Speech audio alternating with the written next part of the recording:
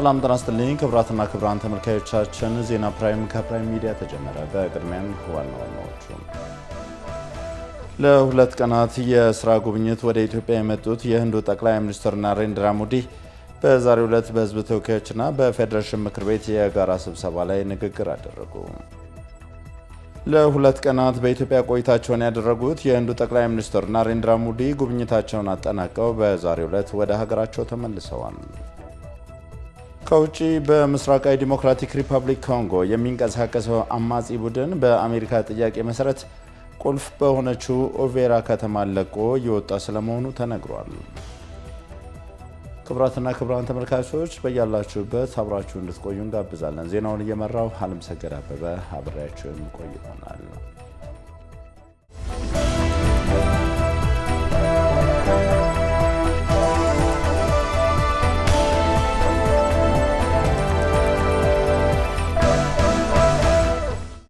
ወደ ቀዳሚው ዜና አለፍን። ለሁለት ቀናት ይፋ የስራ ጉብኝት ወደ ኢትዮጵያ የመጡት የህንዱ ጠቅላይ ሚኒስትር ናሬንድራ ሞዲ ዛሬ በህዝብ ተወካዮችና በፌዴሬሽን ምክር ቤት የጋራ ስብሰባ ላይ ንግግር አደረጉ። ጠቅላይ ሚኒስትሩ ንግግራቸውን የጀመሩት ዛሬ እዚህ ፊታችሁ ስቆም በታላቅ ክብር ነው። የአንበሶቹ ምድር በሆነችው በታላቅ የኢትዮጵያ መገኘት እጅግ ታላቅ የደስታ ስሜት የሚሰጥ ነው። እኔ የተወለድኩባት ህንዷ ጉጃራታም የአንበሶች ቤት ናት። ዛሬ እዚህ መገኘቴ ልክ ቤቴ እንደተገኘው ያህል ይሰማኛልም ነው ያሉት። በጥንታዊ እውቀት ባለቤትና የዘመናዊነት ህልም ያለው ህዝብ ማዕከል በሆነው በዚህ የዲሞክራሲ ቤት ውስጥ መገኘትም ታላቅ ክብር ነው ብለዋል። በ1.5 ቢሊዮን በላይ በሚሆነው የህንድ ህዝብ ስም የወዳጅነት ሰላምታ መልካም ምኞትና ወንድማማችነትን ይዘው ስለመምጣታቸውም ተናግረዋል። በዚህ ታላቅ ምክር ቤት ውስጥ ህጎቻችሁ ይወጣሉ። እዚህ ውስጥ የህዝቡ መሻት የመንግስት መሻት ይሆናል።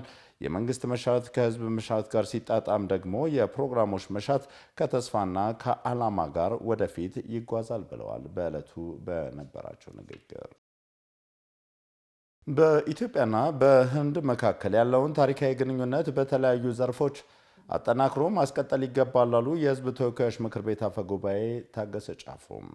የኢትዮጵያ ፌዴራላዊ ዲሞክራሲያዊ ሪፐብሊክ ስድስተኛው የህዝብ ተወካዮችና የፌዴሬሽን ምክር ቤት 5ኛ ዓመት የስራ ዘመን የጋራ ስብሰባቸውን የህንዱ ጠቅላይ ሚኒስትር ናሬንድራ ሞዲ በተገኙበትም አካሂደዋል።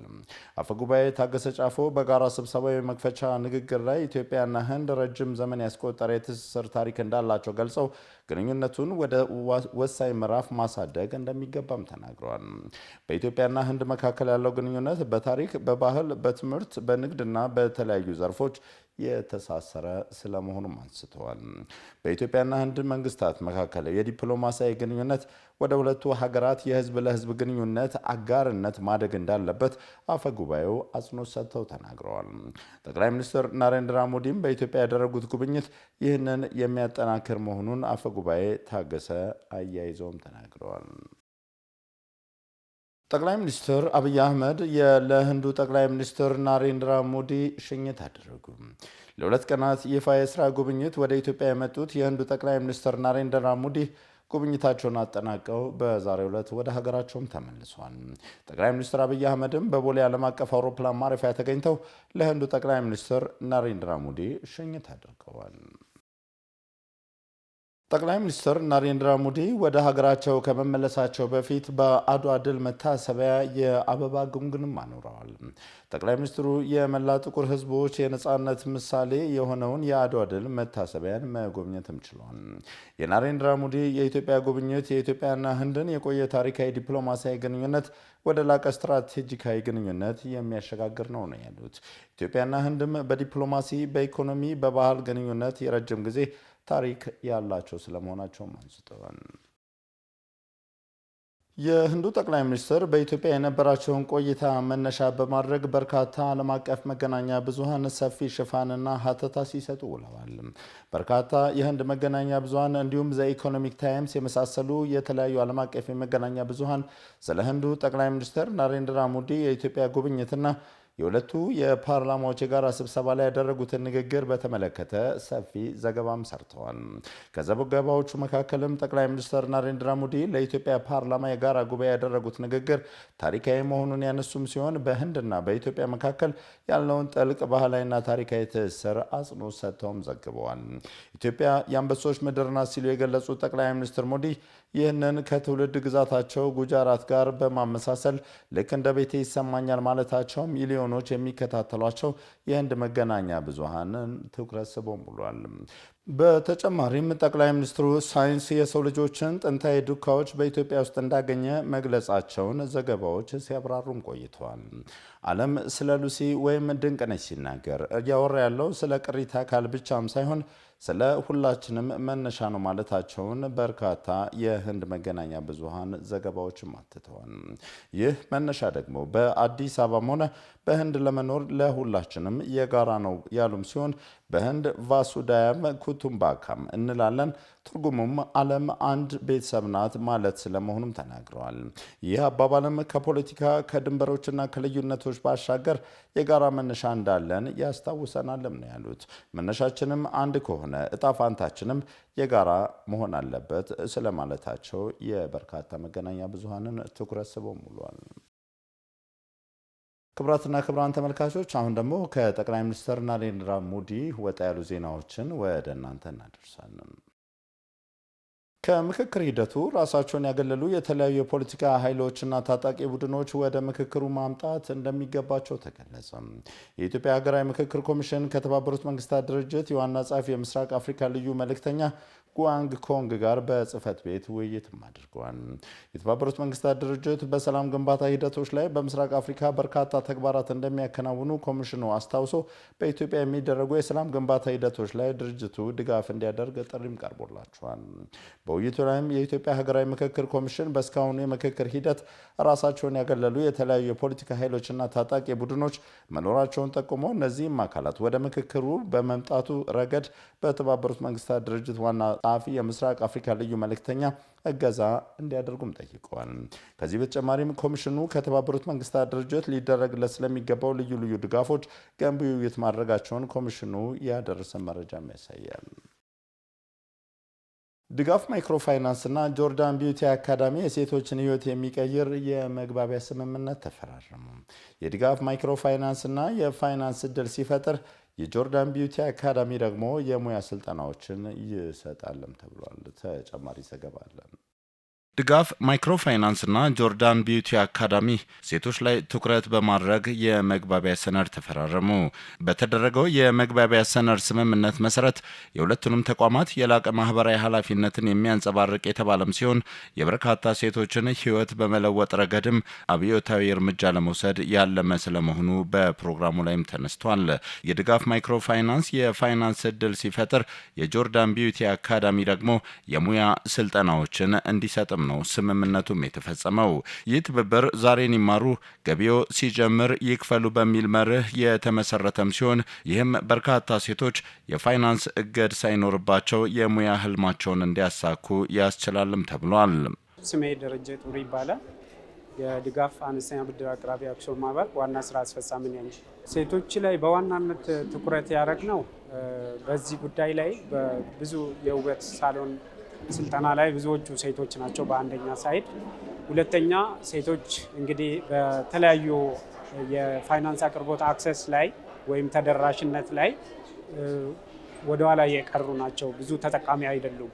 ስለዚህ ይህንን ሁለቱን ችግር ይፈታልናል ብለን እናስባለን። ድጋፍ እንደ ተቋም የማህበራዊ ኃላፊነቱንም ጭምር ለመወጣት ሴቶቹ ላይ በትኩረት ሰርተዋል ማለት ነው። በዚህ ነው ጆርዳን ቢዩቲ አካዳሚ ሴቶች ዓለም አቀፍ እውቅና ባለው ሰርተፊኬት የውበት ባለሙያ እንዲሆኑ የሚያስችል ዘመናዊና የተሟላ የጸጉር ሜካፕ፣ የጥፍር ጥበብ እንዲሁም ሌሎች የሙያ ስልጠናዎችን የሚሰጥም ይሆናል። ይህም ሴቶች በፍጥነት ገቢ የሚያስገኙ ክህሎቶችን እንዲያዳብሩ በማድረግ ለስራ ፈጠራና ለራስ ምቹ የስራ እድልም እንደሚፈጥርም ይጠበቃል። እስራኤል ብርሃኑ እባላለሁ ወይም በቅጽል ስሜ ሰው የሚያቀኝ ጆርዳን ስለሆነ ጆርዳን ይባላለው። ከጄቢኤ ወይም ከጆርዳን ቢዩቲ አካዳሚ ክፈል የሚችሉትም አይችሉትም ጥያቄዎች ነበሯቸው እና ያንን ጥያቄ ተገናርገን ጥናቶችን አድርገን ነበረ። የተለያዩ መጠይቆችን አዘጋጅተን ከዛ ተነስተን ፍላጎት በሰፊ እንዳለ አየን።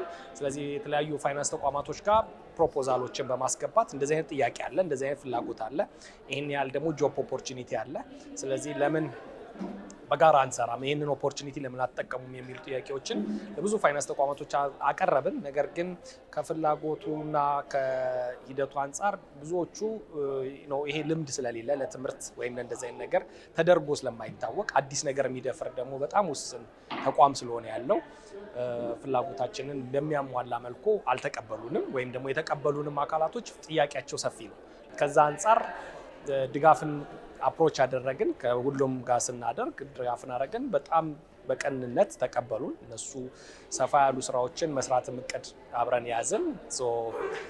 ኮላተራል የሌለው ወይም እኛ ፕሮፖዝ ባደረግነው መሰረት ፍላጎታችንን አሟልተው ሂደቶችን እንድንከተል አድርገው ስራውን ጀመረን ማለት ነው። ስራ አጥነትን በመቀነስ በኩልም የማህበረሰቡን የምርትና አገልግሎት አቅም በማሳደግ የራሱን ትልቅ አስተዋጽኦ እንደሚወጣም ይጠበቃል። የህዝቡን የመልማት የመልካም አስተዳደር ጥያቄዎችን ለመመለስ ምክር ቤቱ የድጋፍ ክትትልና ቁጥጥር ስራዎችን እንደሚያጠናክር የድሬዳዋ አስተዳደር ምክር ቤት አፈጉባኤ ገለጹ። የአስተዳደሩ ምክር ቤት ዛሬ ባካሄደው 3ኛ የስራ ዘመን 5ኛ ዓመት 3ኛ አስቸኳይ ጉባኤ አቶ አብዲ ሙክታርን የምክር ቤቱ አፈጉባኤ አድርጎ መርጧል። በዚሁ ጊዜም አፈጉባኤው ባደረጉት ንግግር አስፈጻሚው አካል የህዝብ የልማትና የመልካም አስተዳደር ጥያቄዎችን በፍጥነት በጥራትና በላቀ መልኩ ለመፈጸም መዘጋጀት እንዳለበትም አስገንዝበዋል።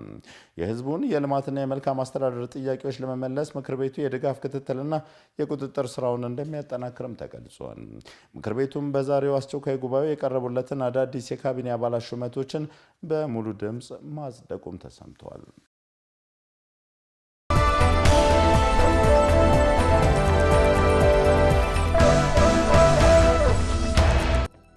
ክቡራትና ክቡራን ተመልካቾች ቆይታችሁን ከኛ ጋር እያደረጋችሁ ስለሆነ ሁላችሁንም ከልብ እናመሰግናለን። አሁን ደግሞ ወደ አንድ ዓለም አቀፍ ዜና ነው።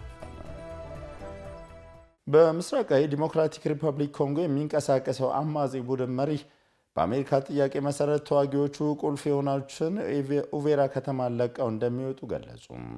ኮሎኔል ናናንጋ ይህን ያሉት የአሜሪካ የውጭ ጉዳይ ሚኒስትር ማርኮ ሩቢዮ ኡቬራ በአማጽያን መያዟ የሰላም ስምምነቱን የሚጥስ እንደሆነና ለፕሬዝዳንት ዶናልድ ትራምፕ የተገባውን ቃል ለማስጠበቅ አሜሪካ እርምጃ ልትወስድ እንደምትችል ከገለጹ ከቀናት በኋላ ስለመሆኑ ተሰምቷል። የአማጽያኑ መሪ ናንጋማ እምነት ለመፍጠር በሚል ተዋጊዎቻቸው ከከተማዋ ለቀው እንዲወጡ ማዘዛቸውም ተሰምቷል። አሜሪካ ሩዋንዳንና አማጽያኑ በመደገፍ ትከሰሳለች። ሩዋንዳ ግን ክሱን ያስተባበለች ቢሆንም ፕሬዚዳንት ፖል ካጋሜ ከዲሞክራቲክ ኮንጎ አቻቸው ፌሊክስ ቲሼዲ ጋር በታህሳስ ወር መጀመሪያ ላይ በትራምፕ አደራዳሪነት የሰላም ስምምነት መፈራረማቸውን በማስታወስ የዘገበው ቢቢሲ ነው። ክቡራትና ክቡራን ተመልካቾቻችን ዜና ፕራይም ከፕራይም ሚዲያ የተከታተላችሁትን ይመስላል። አለም ሰገድ አበበ ነበርኩኝ። አመሰግናለሁ።